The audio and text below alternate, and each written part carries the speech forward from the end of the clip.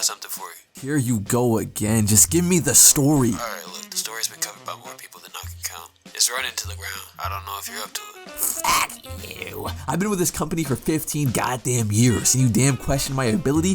What even is this story? Minecraft Legends. The game is dead. It's a quick story. You go in, dip out like premarital sex. You got it? Get it? Get it? Of course I got it. I'm gonna jerk this limp game off until I finish. Tee-hee, Minecraft Legends. Yeah, a lot of people have been talking about this game recently. I guess it died, dead to the ground. I mean, look at that player count. If you're new to this channel, hi, I'm Briel, and I've covered almost all of the other Minecraft spin-offs, and Legends will now be my bitch. I'm very late to the party, and many other creators have discussed why Minecraft Legends died. Though that's really not the purpose of this video. I just see a spin-off to a very beloved game, and all I'm here to do is play that game and see if that game is some good, or if it's some dog shit. So without further ado, let's buy the game and play it. How much is it anyways? $40 goddamn dollar? What the fuck? Do I look like Jeff Bezos? Hopefully your boy can refund this later, but let's load it up. Let's do a quick explanation of Minecraft Legends lore. So the game starts with this little villager nigga soaking up the fresh air, and he's with this, zombie little villager nigga, and they actually pretty chill. All of a sudden, this insane nether portal opens up. And I don't know if this game has a kink towards like little people, but like another little person pulls up. Kind of odd, but that's just one of my theories. But this little person is not friendly. He's like King Von Oblak because he starts shooting. am I right? Like W analogy. But the dirty pigs in the nether are on smoke, and I don't know the reason. And it looks like they're trying to take over the overworld. Then it's revealed that a blocky dildo character named Foresight was watching that encounter. They can apparently see things, but like they don't have to be in the area to see it. And they have 4 eyes, so it's like W character association, design creation, fancy words. Good job, Minecraft. Foresight is accompanied by action and knowledge. They witness the overworld being taken over, and unsurprisingly, they're like, that's tough. They gotta do something about it, Knowledge is this little cube dude. He's tiny, but he has a deep ass force. Little Morgan Freeman type shit. They are sad that it has come to this. It seems that they have the ability to open a portal into a different dimension. And they look at the actual Minecraft game dimension. They see a player mining it up, minding their business. Holy fuck, I'm the funniest person. Get that? You probably didn't even get that. You probably didn't even fucking catch that, little nigga. Go back, rewind. I said, mining it up, minding their business. Come on. Foresight's nosy ass pulls up on bro and acknowledges their bravery and creativity. They seek the player's aid since their world is under attack. I guess they are lazy and couldn't be bothered to do it themselves, and they called out to my boy. Action talking about, it's being devoured. It's being devoured. Bro, shut up and let Foresight speak. You don't hear knowledge rudely interrupting? I guess the Minecraft player don't give no fucks, trusts super easily, quick to abandon mining in their homeworld, and accepts to join Foresight and hops through a portal. If a blue portal open up on me like that, I'm taking a 2-barrel shotgun. Boom, boom, boom, boom. Alright, game time. I choose my hero, the scariest unhero looking one. Look at that cash grab item shop. And then load up the campaign. Foresight just further yaps. My world is under attack. These dirty foul creatures known as piglins have emerged from their fiery home.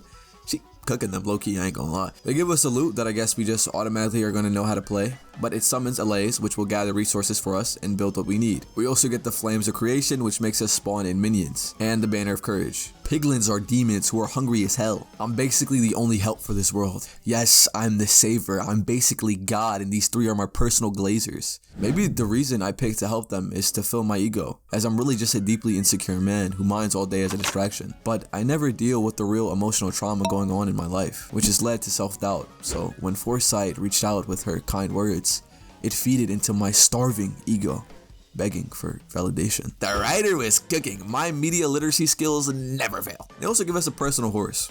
And I go through this tutorial on how to use the game mechanics. It's really simple. You gather resources, are able to build structures, able to spawn in your own personal minions, and use this blue banner to guide and attack them. No more tutorial shit though, gang. It's time to go to the real world. Chat, why is this shit kinda beautiful, chat? Let's get into the gameplay. The controls are simple. You ride around on your horse, which allows you to move across the landscape with an adequate amount of speed. You have a sword, you swing it, and you swing it, and you swing it, and that's pretty much it when it comes to how you can fight. As I said before, you have these wide collection of minions. As the game goes on, you unlock more of them, and are able to control and spawn in a certain amount. Cobblestone minions are good for breaking structures. Mossy golems heal you, so you have to be strategic in which ones you use for a certain task. What are we doing in this world? The piglins are taking over the overworld, transferring their troops through portals, and this is where the player, the almighty warrior, steps in. Open your map, look at the portals, go to the portals, spawn in your minions, spam them at structures, swing a sword a few times, break the portal, save the day. Okay, open your map, look at portals, go to portals, spawn in your minions, spam them at structures, swing a sword a few times, break the portal, save the day. Open your map, look at portals, go to portal, spam in your minions, spam them at structure, swing a sword a few times, break the portal, save the day. This is repetitive. Why am I butt fucked into doing the same task over and over again? The portal is different. It's indestructible. The game is all repetition, so they add an indestructible portal, which makes you have to do more things, breaking that cycle of repetition, right? Not really though, because at its core, what am I doing? Look at portal, go to portal, spawn in your minions, spam them at the structure, swing a sword a few times, break the portal, save the day! Instead of adding something new, you're making the task more tedious. Maybe just say, you know, fuck the portals for a day. And we get lost in the Minecraft Legends world. And we have a different objective, like we have to learn a melody to build a spiral staircase to save a single villager trapped in a tall piglin tower. On some Rapunzel shit. Is it repetitive because of the difficulty? Okay, let me raise that difficulty. Now the task just seems to be more tedious and it feels like I'm making a task I don't already like into something longer. A general consensus after asking people and reading online forums is that the game is boring. And fuck, I felt bored. Nigga, I was watching Family Guy while playing. But what even is boredom and how does this game bring this emotion out of me? I was watching a Dr. K video on what boredom actually is. And in his own words, he explained boredom as a stimulation seeking emotional state. Which goes on further that if our mind is not getting the stimulation that we want, what the mind does is make you feel bored. Once we feel bored, we seek external stimulation, which will then relieve the boredom. Which goes back to what I just said. I was watching Family Guy while playing this game.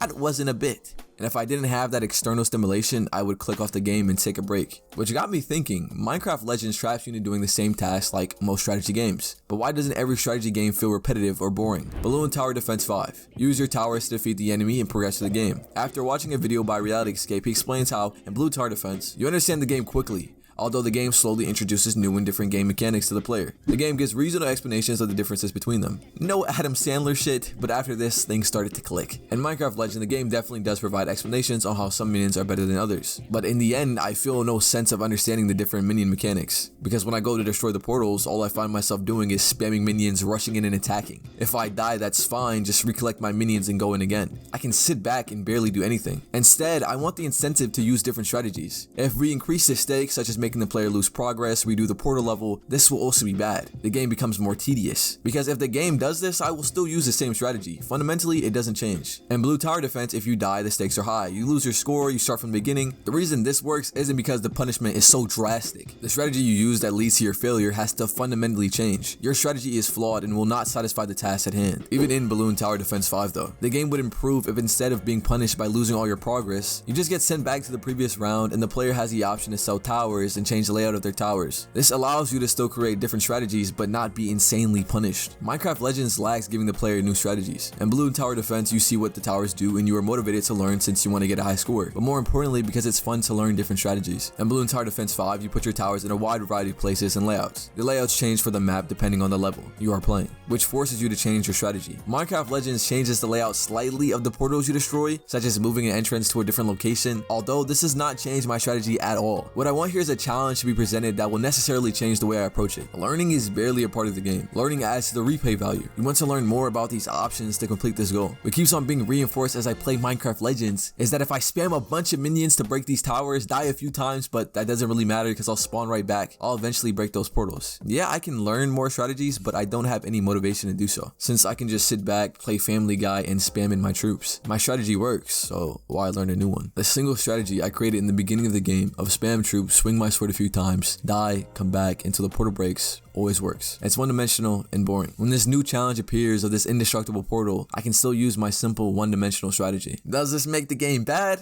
Let's use a great analogy my friend Sauce cooked up. If in Mario, you played a level and it was decently designed, it's possible to complete, there's a clear innuendo on how to beat the platformer, there's no like stupid invisible block you wouldn't know about, then after every level, the aesthetic changes. So the visuals are different, but the layout and challenges are the exact same. The background and lighting is different. So I'm gonna ask you, the person watching this. Is that a bad game? I wouldn't say so. It's definitely bare bones, repetitive, and you'll most likely get bored after a while. But the game is not bad. This is what I feel towards Minecraft Legends when it comes to the repetition of the portal level. Enemies. At the start of the game, you will be fighting the same enemies over and over again, these piglins. This is not bad at all. What I want though is to make the enemies more engaging. Since all I do is just spam click my sword, it's super bare bones. Yes, your minions will also attack the piglins, but it's not like you have an active control as they are fighting. What I want is a challenge, but you can't just like increase its health though. You have to really change the enemies. What if piglins threw fireballs that you have to weave, dodge while you ride your horse? Or change the map layout so you are forced to build more bridges to go fight them? Or even incorporating some platforming. Say the piglins started destroying nature and you had to platform over broken debris to fight them. This is so interesting to talk about though, because yes, there is little engagement, but does it really make the game bad? If I had a game where all you did was press a single button and you win, is that a bad game? I wouldn't say so. What I would say though is, why would I play this game? I have so many other amazing and engaging games in my catalog. Like, sure, the game's not bad, but nigga, we on Hollow Knight. Why would I come back to this game? After this is where I see the majority of people stop playing the game. If you're not intrinsically motivated to play a video game after the first few hours because it was boring, of course the game is going to massively lose players. If I didn't have the external motivation of creating this video, this might have been the end of my playthrough. Saving villagers is another objective in the game. The goal is to protect the villagers in the main center tower as piglins attack. I mean, what more can I say? Yes, this is something completely different than portals, and yet I still use my same strategy as before. Until the game makes you build structures, such as walls and towers to protect the village. I enjoy this. I was able to use my creativity and which format I wanted to protect the village. And then when more piglins attacked, I saw how my layout was successful. The game made it very clear on what structures did what. Piglin outposts. At this point, you know I'm like One Punch Man. I'm like him, but one strategy man. Let's talk about the game mechanic banner view, which allows the player to select specific mobs to send into battle, so you can be more strategic on which mobs you want to attack a certain structure. Although it feels clunky, confusing, and pointless. Clunky because I have a bunch of mobs next to me and selecting the specific one can be very difficult, which leads to my confusion. It's pointless because why should I even do this? But again, I can just send all my mobs and take out a structure, one at a time, and get the job done. There is a limit of building. This is one of the stupidest things about the game, it's laughable. So yes, you can protect villagers by building walls, towers, and other defenses. Once the job is done, you save the village. There's no clear reason why you should remove your structures, until you find out there is a literal build limit. So say you're doing a completely different task and you get the prompt that you placed too many structures. Nigga, you're dumbfounded. You have to go back to wherever you builded before and remove those structures in order to build again. Now mind you, there's no way to know where you build structures in the game. So imagine before you're finding out this, you build a staircase or a wall at a village you forgot about, a million goddamn miles away. How in the hell are you supposed to remember where you built at and go all the way back to remove it? You can't even mass remove structures. It's super tedious. You have to go one by one. Bro, imagine having to remove all these walls one by one. So regardless of how many resources you have, there is still a limit to build. Really think about this. Like, why even create this? Imagine a build limit in Fortnite where you have to destroy your pre-existing structures to build again. Should imagine that in Minecraft. Who let them cook? Get out the kitchen, please. Please. After you leave a village, after saving it, they should make it so those structures auto-clear. Simple as that. Fast traveling. Fast traveling in the early game can be extremely based. I think the sooner the better. This allows you to get right into the action. Why should I have a commute time in a game? I'm trying to play it. At first I thought introducing fast travel this early in the game would hurt it. I thought fast traveling this soon makes exploration less incentive. Also, if you have things like different animals you ride on to travel quicker, aren't you less motivated to unlock those animals if you can just fast travel everywhere? Though I had to go deep. After speaking to my friend, I realized I was misdirecting the problem. The world should already be interesting enough to explore no matter when you introduce fast traveling, and fun to move around. But it is not. This world is hollow. I don't have any incentive to just randomly explore the world. It's just simply to look at the map and go to those objectives. It's not like you are rewarded for exploring, except for finding resources. So if you have enough resources, that is where your exploration ends. And when you're not collecting resources, you're just gonna fast travel. You have a bunch of improvements in the game that can make your army stronger, though it's so vague on when I should feel the need to make these improvements to my army. I say this because after I felt the feeling of boredom and got that extra stimulation by watching Family Guy, it didn't matter how long it took to break down these portals or do my objectives, because no matter how much I died, I would come back and would eventually succeed. So not only does the game not properly explain improvement, I felt no need learning these improvements or trying to unlock them. While doing my research for this video, I saw the creator Small Thoughts talking about the game mechanic, where you can pick up nether bricks, and I was like, excuse me? You can do that? This feature allows the player to clean up nether brick and then build structures on it to attack or defend piglin structures. I had never seen any clear explanations to get this improvement. The PvP mode, I have no enjoyment in. I just find myself chasing down a player, swinging my sword. The game mechanics are not engaging enough, so it ends up feeling bare. especially without skill-based matchmaking. Boss battles. The game has a few boss battles, only 4 to be exact. Though while fighting these bosses, I found myself incorporating building structures because it demanded it more. Chasing over the boss felt like I was in control more, and not in a spectator mode. But the truth is, the most enjoyment I got after fighting all these bosses was the animations after they died. The fat one puking and exploding. Pyrocynical would love this fucking game. This fire hand explosion, and the piglin army getting more frustrated and angry coming to the overworld. Look at how the beast boss got sent. I finally made it to the end, defeating the Great Hog. I'm still not enjoying this game. Yes, the bosses created more difficulty, but I already explained how this fixed nothing. I still feel like I'm aimlessly running around, spamming everything, having no structure, slouched in the chair, and winning and beating this game with my brain turned off and on autopilot. I do really like the change of aesthetics though. The ending really pissed me off. We saved the day. Yay, no more piglins, everyone goes home. Remember those gods in the beginning of the game? The world is forever changed. Though after the tragedy of the piglins, the 3 Minecraft Legends gods claim that they are not needed here anymore, and they hope to seek out a new adventure, since there are endless worlds out there for them to explore. They wish us good luck and disappear. Seeking out a new adventure? Was this all some silly little goddamn side quest for you 3? You could still do some work here. Maybe stop being the real spectator and actually do something. You have these godlike powers but couldn't help against the piglins at all, except for spreading knowledge. Foresight can see everything. Villagers are hostile towards the villagers at the end of the game, hinting to the fact how they are enemies in actual Minecraft. But nah, hasta luego. These gods are gone when they disappear after wishing us good luck. Hello? Does this game forget we are not originally from this world? What happened to the Minecraft world, where we were just peacefully mining away before our life changed? We were just sent back for eternity to the Minecraft Legends world. I made the brave decision to save this world, and nigga, you can't even give me a ride back home?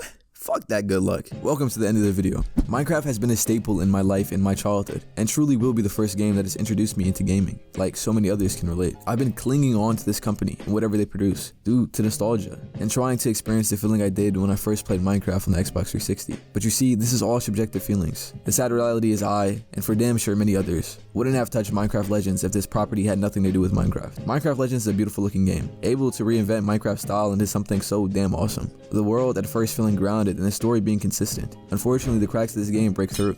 One of the main fundamentals of a strategy game is having to learn to create new strategies, and Minecraft Legends falls completely flat on that. It falls short, it feels bare. I want more. I want to be pushed to explore. I want my mind to consider a different million fucking possibilities and strategies while fighting bosses. Incentives on why I should do things. Clearer explanations on why I should improve and level up my gear. Yeah, I had fun playing Minecraft Legends at times, though those feelings will not change the assessment I made on this game. As always, I hope for an open discussion on this video. Let me know if you enjoyed it or were you informed by this video. Maybe you think I'm another idiot and I'm wrong. I want to hear it. Thank you for watching. Thank you to all of the YouTubers I pulled additional research for this video. When you search up Minecraft Legends, you won't see playthroughs or funny videos. All you see is why it sadly failed. And well, I can't say I don't know why.